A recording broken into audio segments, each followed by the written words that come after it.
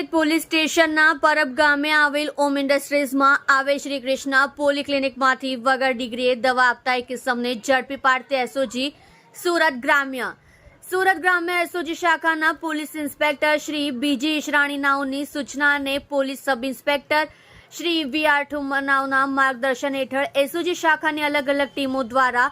ચોક્કસ દિશામાં વર્કઆઉટ કરતા આજરોજ એસઓજી શાખાના જગદીશભાઈ કામરાજભાઈ તથા પરશુરામ દિલીપભાઈ નાઓને મળેલ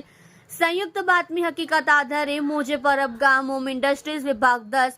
શ્રી કૃષ્ણ પોલીક્લિનિકમાં તાલુકો કામરેજ જિલ્લો સુરત ખાતેથી એક ઇસમને માનવ જિંદગી સાથે છેડા કરતા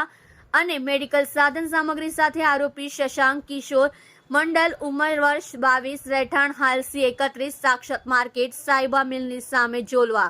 તાલુકો પલસાણા જિલ્લો સુરત મૂળ રહેઠાણ દીધાની ગામ પોસ્ટ દીધાની થાના ગોપાલનગર જિલ્લો નોર્થ 24 પરગણા ને પકડી પાડી આરોપી પાસેથી અલગ અલગ મેડિકલ સાધન સામગ્રી તથા દવાઓ કુલ્લે ₹13,277નો મુદ્દામાલ સાથે કબજે કરી આગળની કાર્યવાહી અર્થે કામરેજ પોલીસ સ્ટેશન ખાતે સોંપેલ છે।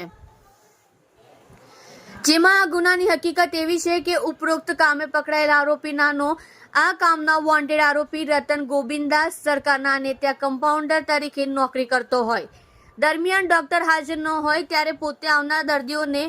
એલોપેથિક દવાઓ આપી માનવ જિંદગી સાથે ચેડા કરતો હોય તેમજ આજ રોજ રતન ગોવિંદાસ સરકાર હાજર ન હોય અને ડોક્ટરનું કોઈ વેલિડ સર્ટિફિકેટ મળી આવેલ ન હોય જેથી રતન સરકાર અને નાને વોન્ટેડ જાહેર કરવામાં આવેલ છે। જુઓ રાજેશ મંગલે સાથે સુરત એક્સપ્રેસ ન્યૂઝ ચેનલ।